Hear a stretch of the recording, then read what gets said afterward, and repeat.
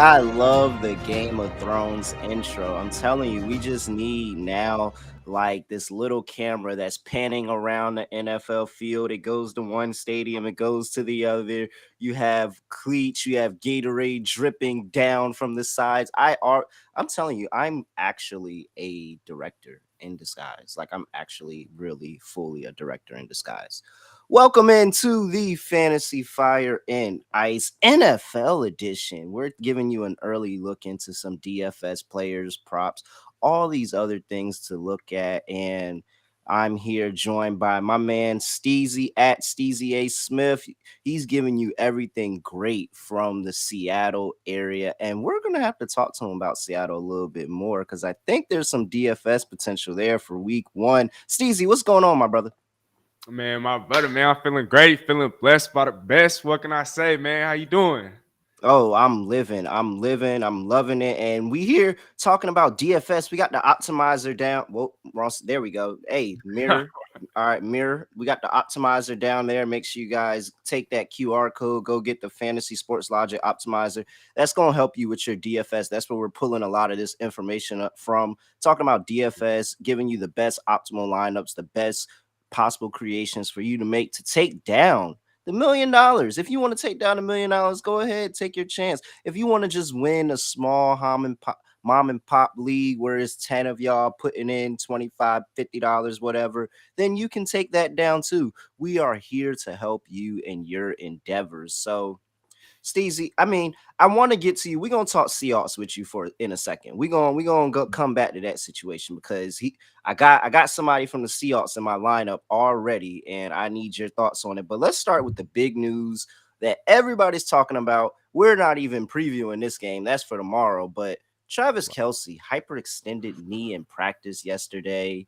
I'm currently in a dynasty startup draft. It's been a slow draft that's been going on for like a week. And the guy was on his pick, had picked Kelsey last week, was on his pick again, and was like, dang, now I need to go draft another tight end. What's your outlook hearing that ACL is still intact, but it looks like his status is uncertain for tomorrow and potentially for the next couple of weeks because this isn't an injury that's just going to go away. Right. I mean, Terrell, like you talked about, this is a hyperextended knee. The good news, like you did mention, is that the ACL is intact. The bad news, especially for fantasy owners, is that his availability beyond week one. I mean, a lot of people are asking, is he going to play week one? Heck, when's he coming back? I know he's not playing week Yeah, one. yeah. Like You know everybody's what I'm worried about week one, and I'm like, when is he gonna be back in the lineup? Do I even need to draft this guy? That's what I'm saying. And so I like Noah Gray. Obviously, you like the tight end one or somebody that's going to be in the mix in that regard, but he doesn't have the same sort of chemistry as a Travis Kelsey does with a Patrick Mahomes. The connection just is not there. And respectfully, the talent also is not there. And so if I'm a Travis Kelsey, I guess owner, I'm definitely looking at definitely other options. Well, obviously, you gotta look at other options. We could definitely touch on that a little bit more later. If Noah Gray, if you're desperate, I guess, and for Noah Gray, I mean that should be a high scoring affair versus the Detroit Lions on Thursday Night Football tomorrow. And man, I can't wait. Like, shoot, it's just right here. I feel it. The NFL season is coming, and so Mhm. I guess if I had to give you a guy right now though that I really really like, what's his name? David Njoku. David Njoku for the Browns. Eh, yeah, no, I like Njoku too, especially replacement at tight end. If you're looking for tight end replacements, maybe this is season long. Maybe you're doing a DFS lineup for tomorrow, and you're wondering, man, I was going to play Kelsey tomorrow. Who am I going to replace him with? And if I'm just talking about any player that I think is going to step up for them, I think it's 100% going to be uh, Jerick McKinnon. If we look at Travis Kelsey, the reason Travis Kelsey was so good was because he had a positional advantage over any defender they put on him. It didn't matter what defender they put on him, he had an advantage. And that's pretty much what it is for Jerick McKinnon. Does he have the talent of Kelsey? No, but he has an advantage over most linebackers or most people that kind of try to line outside of him. And we saw that in the end of the last season where he scored in like the last 6 games or 6 or 7 games or something like that. He was scoring touchdowns because he had that advantage. So I think now without Kelsey probably being in the lineup, you have a Jerick McKinnon, who is good on third down. We know he's going to be the third down back. It's going to be a good option for Patrick Mahomes. He's a veteran, and this is somewhere where Patrick Mahomes can feel safe throwing the football, especially on third down. I think Jerick McKinnon gets a lot more burn in this game tomorrow night. Man, honestly, I'm with you there. And my bad, I probably should have went with a player for tomorrow. But like I talked about, it's gonna be a high scoring game. It should be a shootout, and there's gonna be a lot Uh-huh. of points on both sides. Jake McKinnon, like you talked about, reaped the benefits of that last year. A lot of my fantasy teams actually reaped the benefits of him having been on the field, him kind of being that security blanket for Patrick Mahomes. If you had to lean towards a receiver, though, I've seen some people talk about Kadarius Toney, but which of the Chiefs wide receivers would you go with if you had to? And let's say you couldn't pick a Jerick McKinnon, but you needed a replacement for tomorrow for Travis Kelce.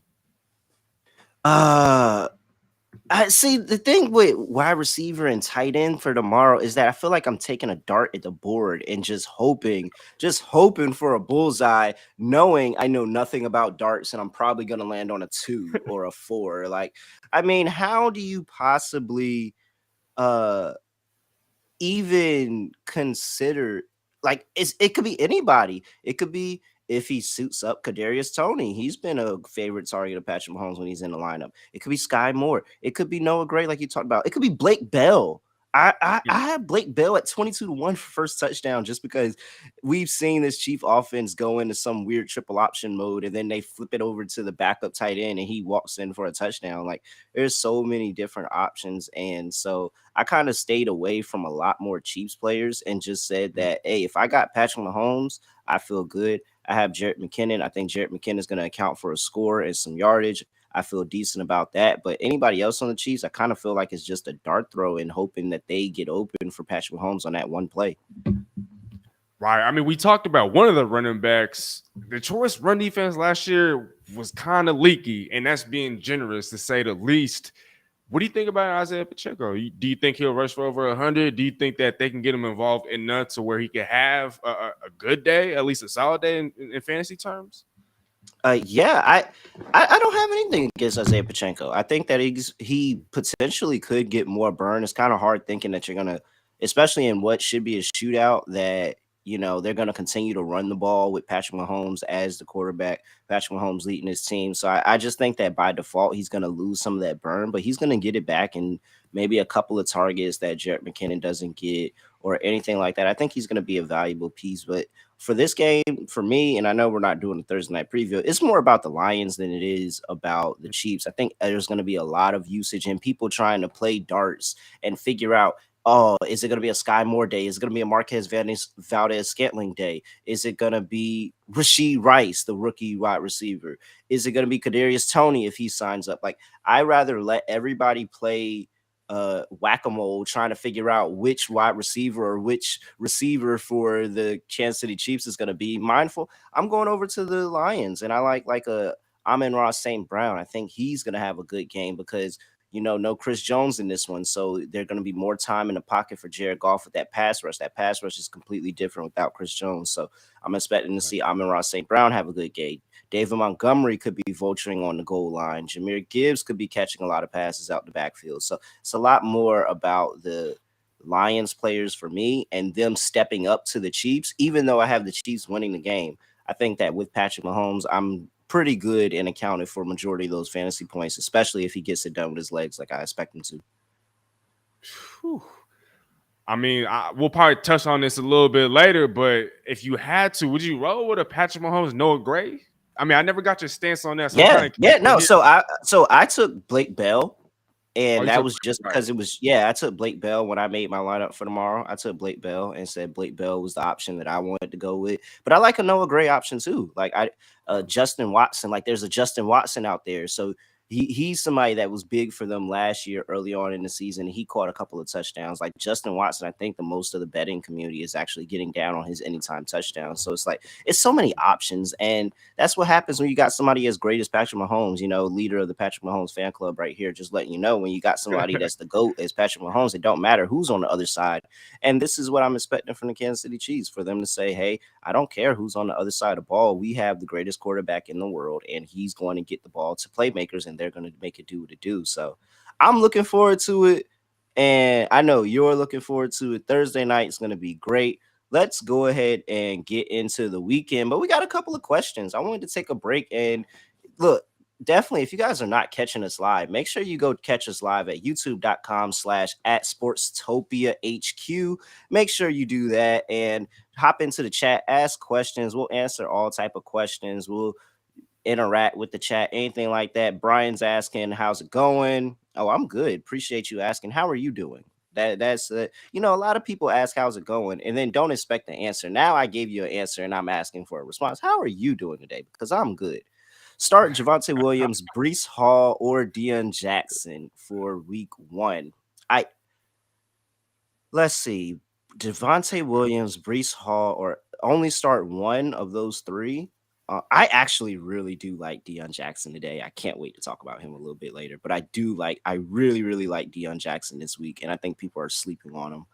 Uh, I'm gonna go ahead and X out Javante because I don't know what the workload is gonna be. I have him rostered in a couple of leagues, but I have him starting off in the bench because I know it's gonna be a split between him, Samaje Perine. We'll see what that Broncos offense looks like.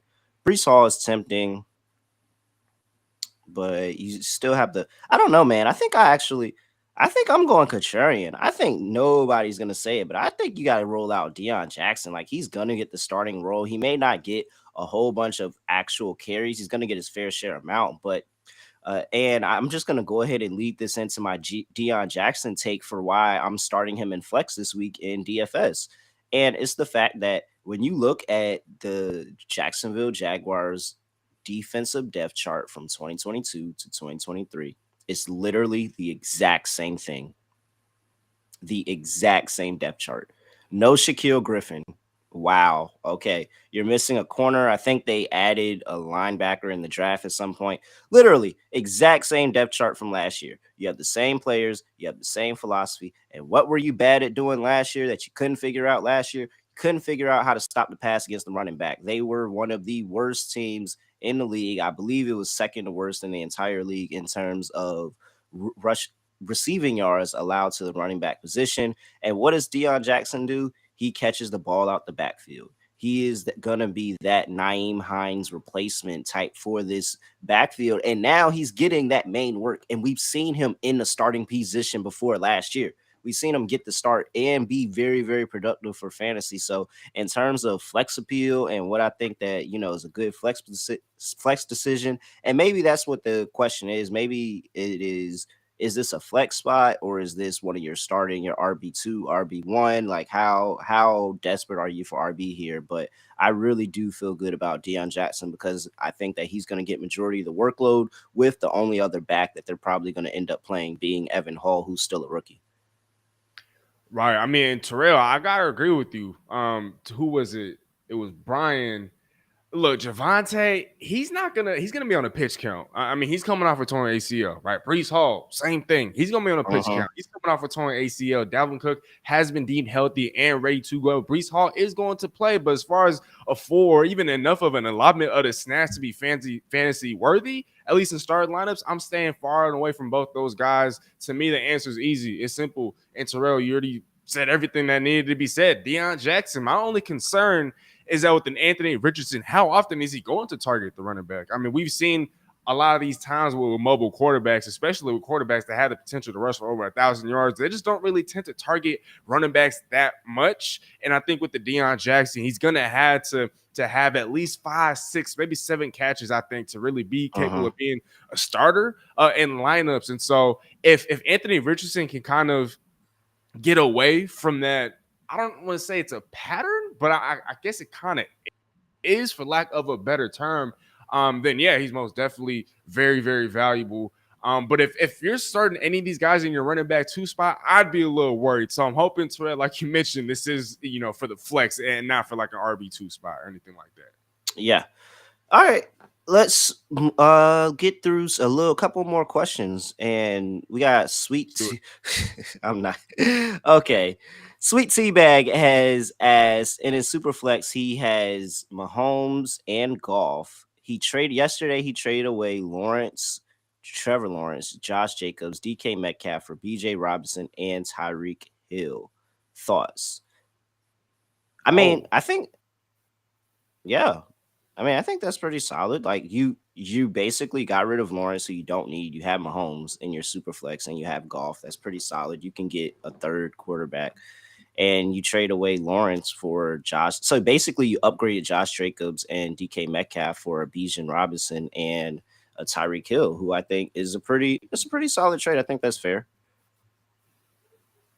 Man, I think, yeah, that's a great trade. I mean, Josh Jacobs, Bijan Robinson, like you talked about, I'd rather have a Bijan, Tyreek Hill over DK Metcalf. I'd rather have a Tyreek Hill.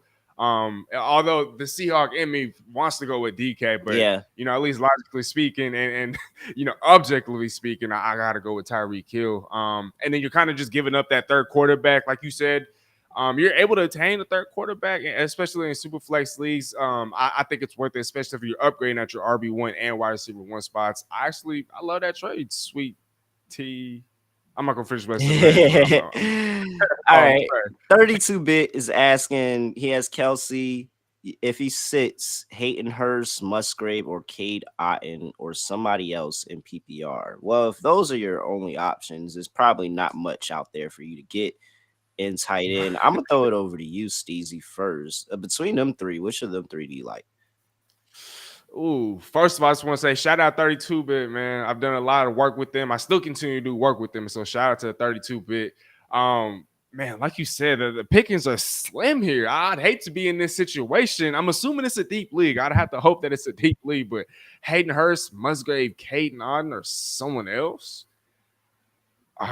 Honestly, I do think that Hayden Hurst has a little bit of potential. Outside of an Adam Thielen, I don't think anybody's really locked in as a go-to target of a Bryce Young. DJ Chark isn't 100%. Even Marshall's still been inconsistent.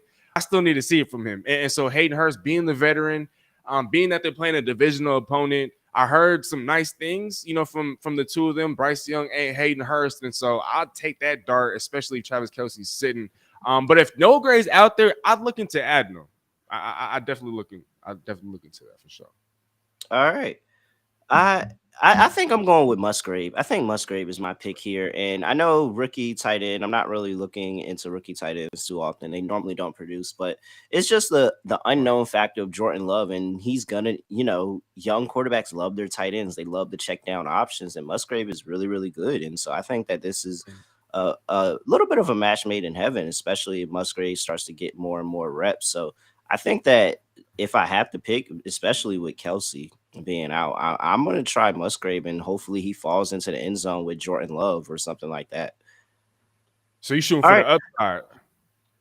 Yeah, I'm shooting more of the upside of Musgrave then, because I feel like the other Otten and Hurst, I think that's a little bit more low, like decent floor, but I think that I can have a pretty good upside in Musgrave having double-digit fantasy points because he fell into the end zone. Real quick, Terrell. So actually, no, never mind. Let me not ask that question. Let's move on.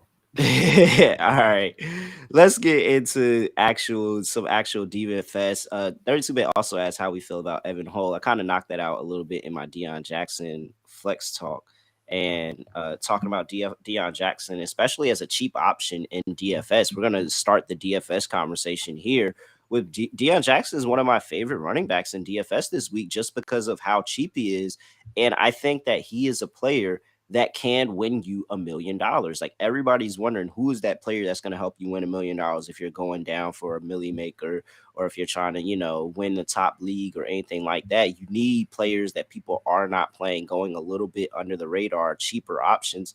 And he's an extremely cheap option for a team that's still looking to run the ball.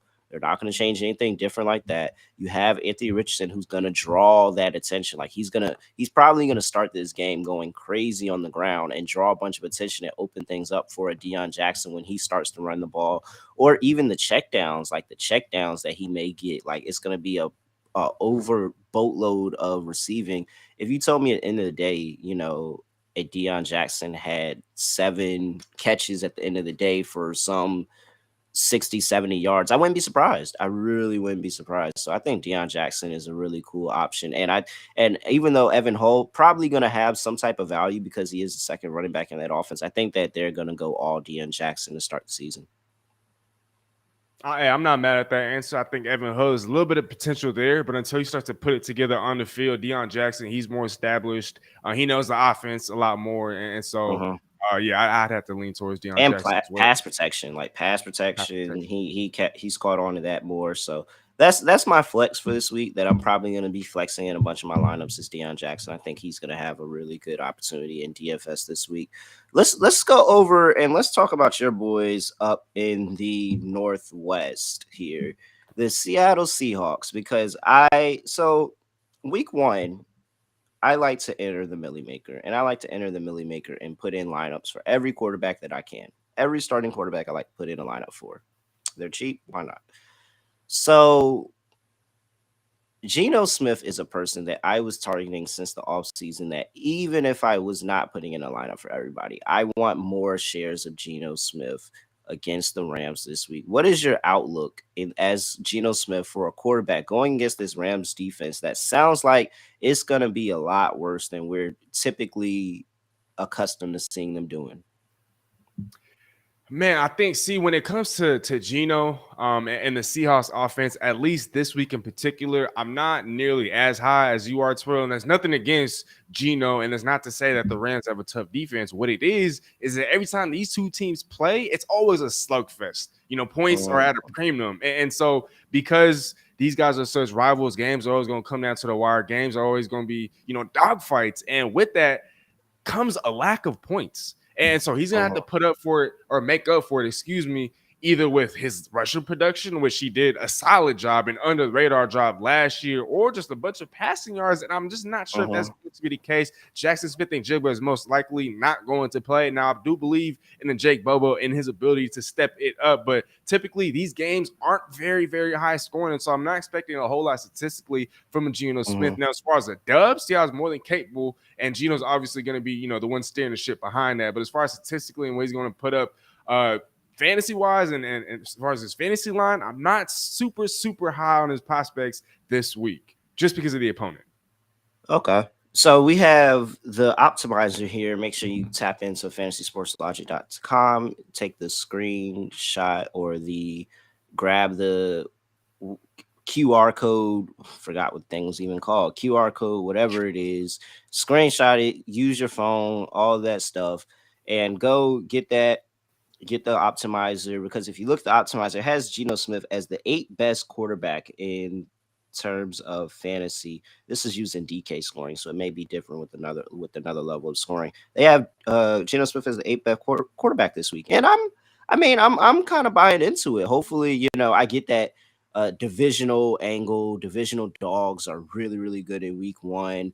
That can help a season go under, but if I'm looking at it, I think that Matthew Stafford probably can get a little bit more offense out of this group than we're giving them credit for. And I think that if he does, it's going to force Geno Smith to be a passer, and it's going to force them to be really, really good down in scoring the basketball, him being able to push the ball downfield. We've seen that they pretty much gutted their secondary, so it's a brand new secondary rolling out for the Los Angeles Rams here. But I think Geno Smith can do all right. So I like Geno Smith. The optimizer likes Geno Smith. He's one of their top quarterbacks this week. I want to pose the question for you. If not Geno Smith, and we know it can't be Patrick Mahomes or Jared Goff because they're on Thursday, what's another quarterback that you're looking for in DFS this week that you think is a good start? Man, I'm going to just go ahead and say it's off the top. I'm going to say Tua Tagovailoa. I mean, I'm looking at that matchup versus the Chargers. That's going to be a shootout. I would not be surprised if that was the highest scoring game of the weekend, excluding Thursday night's matchup. And so, you look at those two high-octane offenses led by Justin Herbert, led by Tua Tagovailoa. It's gonna be points galore. It's gonna be fireworks. There's gonna be a lot of points, a lot of playmakers, a lot of stars, a lot of action. Give me Tua Tagovailoa, Terrell. Yeah, no, I think Tua, that's another lineup that I was looking at too. And I was trying to decide, do I back Tua or do I just back the wide receivers to have a good day? But they kind of go hand in hand here. I think Tua is a really good start. And I still have questions about this defense of the Chargers. It looks like Bosa already might be missing a game before we even start the season. Yeah, I'm pretty sure I saw that other day that Bosa might not even be playing in this game. I don't know. Let me go back and make sure I was talking about the right Bosa, because Lord knows the Bosa brothers are just family genes just going crazy in that family. And oh man, but well, maybe that's I think that's Yeah, Nick so he's because I a did see no, a that's report. Nick. Oh yeah, that's Nick Bosa. Okay, so maybe it was Nick Okay. Bosa that I was looking into him having a holdout, but that even goes better for another quarterback that I want to throw in a value perspective. So I like your Tua pick. Tua, one of the top quarterbacks. He's the top. They have him as a top 10 quarterback here, and what he's going to be able to do this week. But going into the value and looking for values because Geno Smith 6,100 on DraftKings, one of the top quarterbacks. Tua is more than him, 67. So again, another top quarterback, which is crazy because the optimizer actually has Geno having a better day than Tua. And Mm, let's look into that a little bit further. But I wanted to scroll down the list because I wanted to find the cheap options. I wanted to give the people options because if you want to take down the Millie Maker, if you want to win $1 million, you got to get different, but you got to be good right. and different. And I'm glad we cleared up which Bosa that was because now I can go all in on the opposite quarterback. Kenny Mm, Pickett could potentially have a really, really good day. And the 49ers could realize how much DeMarco Ryans really, really meant to their defense very early on into the season. I think that with a revitalized offensive line as they got Broderick Jones, they started, tinkering with the offensive line. And then you go and you have Kenny Pickett, who's a mobile quarterback, who's gotten another year in the offense, able to see things better. Like, especially when you look at quarterbacks, when they talk about from year one to year two, things look so much easier. Like, you look up and the player's exactly where he needs to be. You're reading the defense exactly how it's supposed to be. And now he has an offseason being the guy. Last offseason, it was Mitchell Trubisky's show. Mitchell Trubisky was getting first team reps. Mitchell Trubisky was going to be the starter. Mitchell Trubisky was kicking the season off. Now it's all Kenny Pickett. We don't have to worry about anything else from any other quarterback. It's his show. He's getting all the first team reps. He's getting all the work. And so I think that's going to bode well for them with a San Francisco team that's traveling east for an early 1 o'clock game. You potentially could have no Bosa in here as he's holding out for contract disputes. I think this is a good opportunity to play a Kenny Pickett who has good receiving options. I know everybody talks about George Pickens, and of course you should because he's an absolute dog. But Deontay Johnson is still there. Still have Fryermuth. Still have Najee Harris. You brought in Darnell Washington in the draft. He's going to be a red zone target for Pickett. I think Kenny Pickett could have a very good day, and he's an extremely cheap option in fantasy. Terrell, one more, if you don't mind. I wanted to add a player at quarterback that I think is going to be an even cheaper option than the Kenny Pickett. And not to knock your pick, but how about the second cheapest quarterback right now, and it's Sam Howell? I mean, he's going up against a Yeah, very good yeah. Washington defense, That's what I'm right? talking about. Yes, that's Right. the You energy I'm talking about. Right. You talking about wanting to make $1 million. You talk about wanting to be different. You talk about wanting to go a different route. Why not go with a Sam Howell? I'm a big believer in a Sam Howell. Now, I understand Terry McLaurin, more likely than not, he's not going to play. He's not going to be available week one. But heck, you might not even need him. Jahan Dotson, I think, is a legitimate and a possible potential wide receiver one. I think for years to come. He showed a lot of potential last year. And then you look at Curtis Samuel, he's done some things in the league. And so obviously he's going to be a threat. Sam Howell's always going to be a threat with his legs. He's proven it in college when he had the talent around him. But when you look at the Arizona Cardinals defense, this is arguably the worst team in football. Heck, let me take that word away. This is the worst team in football. And they traded away Isaiah Simmons for what? The measly cost of a 7th-round pick? Like, this team is obviously tanking. And they're Shout out not to hiding Shane. it anymore. And so, you know what I mean, Terrell? Allegedly tanking. Allegedly tanking, Allegedly. right? Allegedly tanking. Like, this team is, they've been blowing it up for a while now, especially when they traded down, tried to acquire more picks next year. But yeah, Sam Howell for me. I mean, man, if I'm throwing darts, Sam Howell's definitely one of the darts that I'm throwing because not only is he the second cheapest quarterback, he has one of the easiest matchups. Yeah. And so let's go ahead and take this into the next part of the conversation with DFS. And I get this question a lot. And it's how do you feel about stacking? And I think stacking, that's pretty much how a lot of DFS players have won, the Millie Maker. I remember last year, and you'll remember this game, the Seahawks Lions game, that ultra high powered, whole bunch of points on both sides. I will never forget the winning lineup from that week had like 5 players from that game alone. Like from that Ooh. point. Now, am I recommending you do that? Absolutely not. But you see how stacking can be beneficial because they got a very, very high scoring game. It was like 5 players from one team on that game, and so everybody had great fantasy production. They ended up winning home the Millie Maker.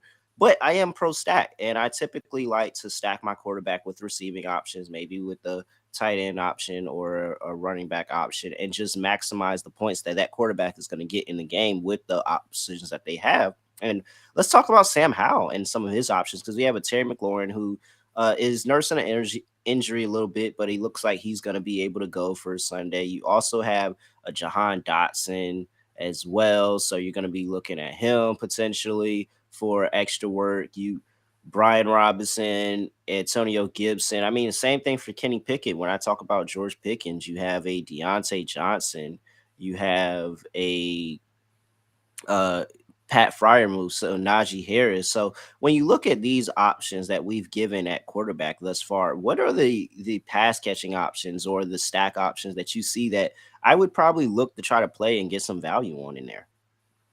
Besides, are we just talking about Sam Howell, or are you asking for Yeah, I alternatives? mean, you could. It could be Sam. It could be for Sam Howell. It could be for Kenny Pickett. Like it could even be for Geno Smith or Tua. Like, of course, we know kind of Tua. You want to play Tyreek Hill and Jalen Waddle, but what are Right. these options that you're looking for with your starting quarterback? If you say you were starting Sam Howell this week, or if you say you were starting whoever this week, what is the stack options that you're looking for, or what games are you even targeting for a really good stack? Because for me, the first and foremost game that I feel like I'm targeting for a really good stack is the Saints and Titans game. I think that's going to be an ultra high scoring game because the two teams do really well what the other team can't defend.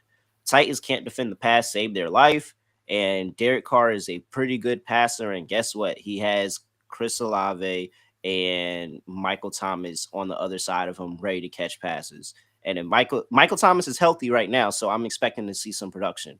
We'll see what happens if he gets injured, but he's healthy right now. As long as he's healthy, I expect to see production. On the other side of the ball, you have Derrick Henry going up against a run defense in the Saints that has lost David Onyemata. They have lost Marcus Davenport. They have lost so much on the defensive end. They lost both of their co-defensive coordinators from last year. It's so much retooling on that defense, and they already were not good against the run. I don't expect that to get any better this season. So I think Derrick Henry can have a good day running the ball over there. So that could be a good option if you want to do a type of game stack in that one with maybe Derek Carr, Chris Olave, Michael Thomas, and then Derrick Henry as your get back. And then you have all this cap space where you can go try to get some a Deion Jackson or somebody like that and set a lineup like that together. So where are you trying to look for some game stacks or some quarterback stacks this weekend where you see a whole bunch of points being scored? Man, honestly, contrary to what you just said, because I don't think there's gonna be a whole lot of points scored, at least on both teams. But I'm looking at, and these are obviously more expensive options, but I'm in love with the Lamar Jackson, Mark Andrews stack this week. Yeah, When you look at, you yeah. feel me, Terrell? When I look at, that Baltimore Ravens passing attack, obviously, like we've talked about in the past, Todd Monken, they're gonna pass a lot more. But when I look at that secondary of the Houston Texans, they're actually pretty good. And so Derek Stingley, I don't know if he's going to be shadowing an OBJ or a Zay Flowers. While the Ravens have options, a plethora of options at wide receiver, I'm staying away from that. I might as well just go to Lamar Jackson's go-to target in a Mark Andrews. Last year when Lamar Jackson was on the field, he was at his absolute best. Once Lamar Jackson went down with an injury, he was at his absolute worst. And so hopefully he does play. I know there has been some concern about his Mm-hmm. availability, but it does look like he is going to play. And so while I don't think it's going to be very high scoring between Houston and Baltimore, I do think that Lamar, I mean, he's going to target Mark Andrews early and often. Like I said, that's his favorite target. His receivers are going to be, shadowed by some tough matchups at cornerback led by Derek Stingley. I like Mark Andrews and Lamar Jackson. Give me both of them this week.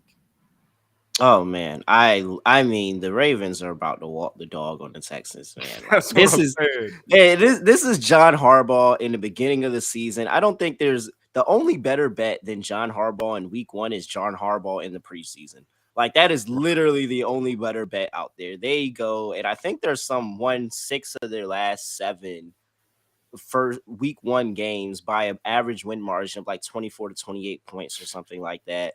And then the only game they lost was the first game ever in Vegas. So it's just like, I mean, I can't blame you. You lost in Vegas. Like I would lose the game in Vegas too. So Hey, you gotta let them win it.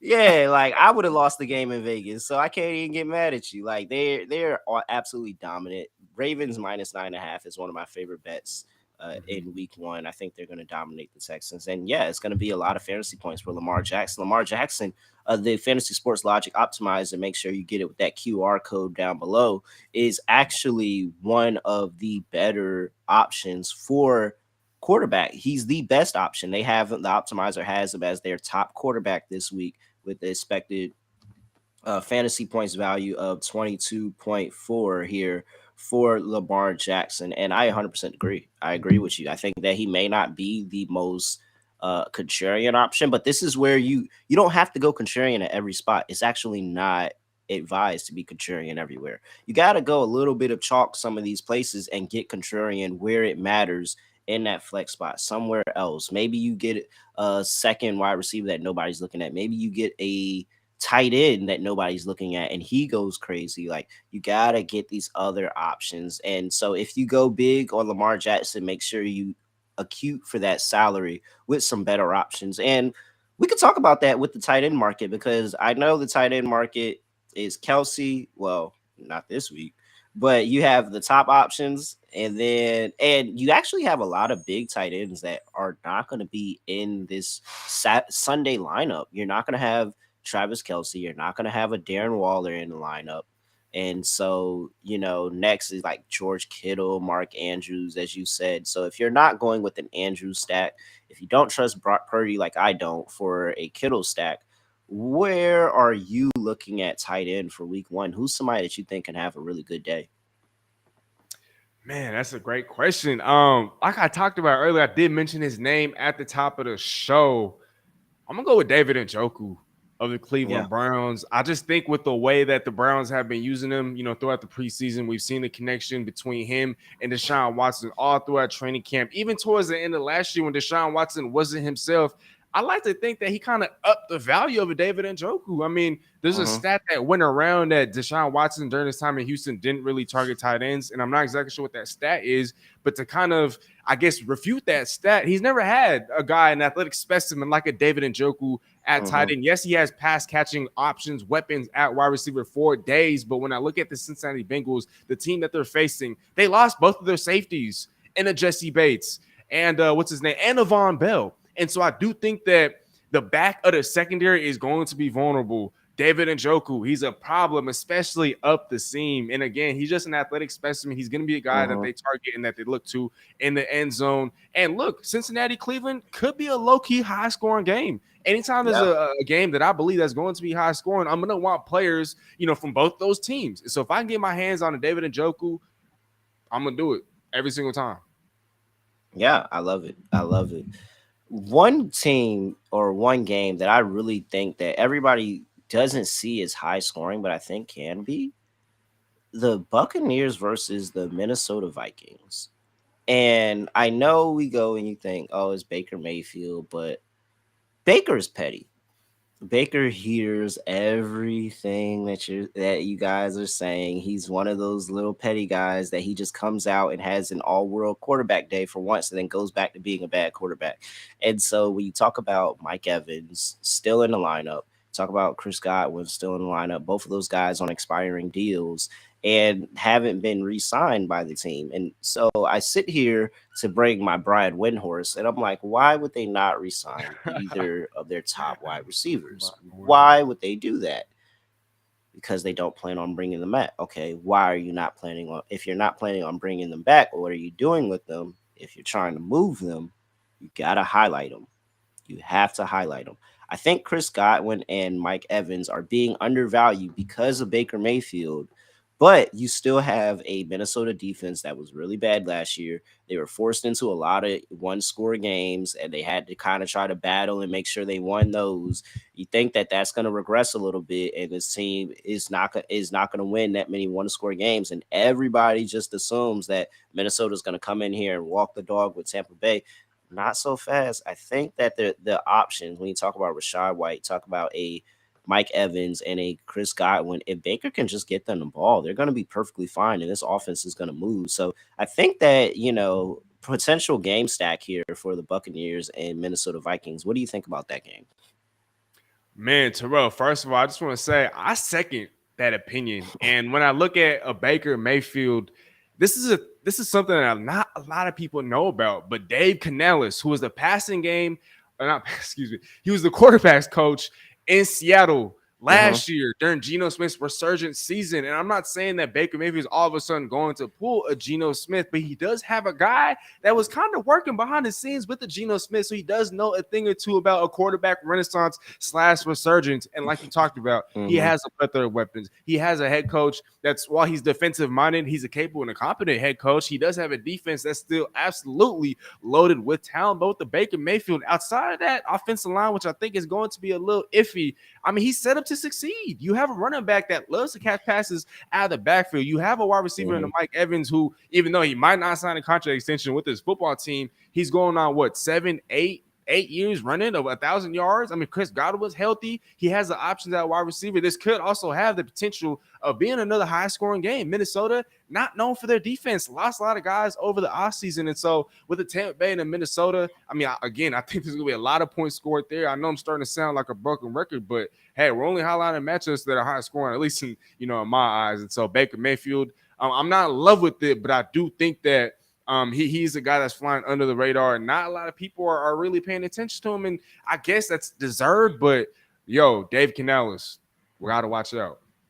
Yeah, man. I think that's a good game stack. I think if I have a Kirk Cousins, Justin Jefferson, and maybe a TJ Hawkinson with a bring back of a Mike Evans or a Chris Godwin, that feels very good. And I covered that game for a lot of scoring. So I am 100% probably getting down in DFS. And the optimizer agrees with me because it does have some of those players listed. Make sure you get that Fantasy Sports Logic optimizer with the QR code below. Before we wrap, I just want to get your take. Yeah. It's weird. You got to try to remember which direction it's at. It's down here. It's down there. So, Come on. uh, I want to get your take on just who else, like anybody else. It can be any position or anywhere. Who else are you looking to target this week in DFS week 1? Man, let me run through some of my actual lineups real quick. A guy, or I guess a couple of guys that I like. Man, Terrell, you talked about how at least the Titans, because that's the team that the Saints are going up against, can't defend a pass to save their life. Correct? That's what you said. Yeah. So if this guy's healthy, and reports, all throughout training camp, all throughout the preseason indicate that he is healthy, some of the reports are even saying that he's back to quote unquote playing like his old self. What Yeah. about a Michael Thomas? Yeah, What about a I think Michael he's Thomas? very underrated. I think he's very underrated this week, and I think it's because everybody thinks about the injury concerns, but they forget that when he was on the field, he was literally dominant. Like he was good when he was on the field. Maybe he was on the field for 3 games, but I don't need him on the field for 3 games. This is daily fantasy. Mhm. Daily. I just need him on the field this one day. If he's on the field and he's good, I'm playing him. Hey, I'm on the Contrarian website right now, 5,100, and that's not, I guess, a complete bargain, but it's also not over the top as far as price. And so I'm looking at a guy that can have, started like level production, Yeah. and Michael Thomas. I mean, He's priced as a wide receiver too, and he could potentially be a wide receiver 1 this week. That is that's exactly what I'm what you're saying, looking for. right? Exactly what you're looking for. Let's see. Who do I like here that I haven't mentioned? I feel like I've thrown out my entire lineup basically. What's your thoughts here on tight ends versus the Seahawks defense? Because with Cooper Cup having this injury, and this is probably the last player that I'll give out, and with Cooper Cup having this injury, Matthew Stafford's looking at throwing the ball to Van Jefferson, like Puka Nacua. Puka, Puka Nakua, like, but everybody seems to forget that Tyler Higbee is still there. Tyler Higbee did used to be a favorite target of Jared Goff, a very good target to Matthew Stafford, and from my knowledge, the Seahawks have had some issues in the past guarding the tight end position, especially no Jamal Adams in this game. So, is this somewhere where I can get an extremely cheap tight end, like he's one of the bottom of the barrel tight ends, and get a touchdown or a really good game from him? Oh, no doubt. I mean, you talked about how Seattle's defense, yeah, it's been a little leaky against the pass, especially against tight ends. But I think even though Jamal Adams isn't going to be there, let's not forget Bobby Wagner is back.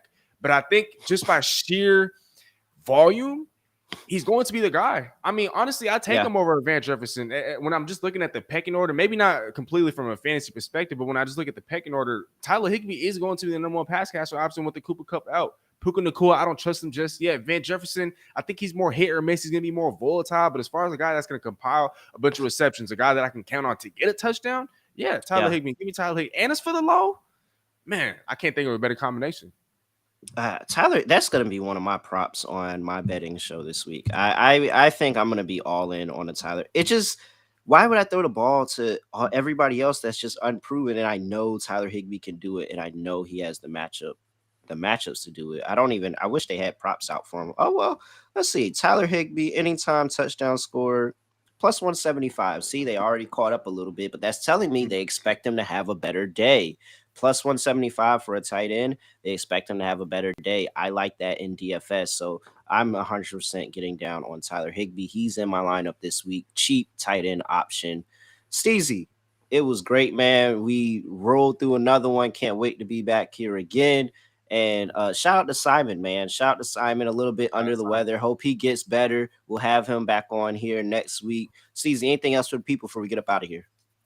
Man, I just want to say Twitter, YouTube, if you're not already subscribed, but you tuned in, you watching Sportstopia HQ. This is, man, you've been tuned into the NFL edition, but they also have a great show. I know, Terrell, you do work on the MLB show from time to time. And so for you guys never to miss an episode, to never miss any updates, anything like that, Sportstopia HQ on Twitter and YouTube, Instagram, and TikTok soon to come.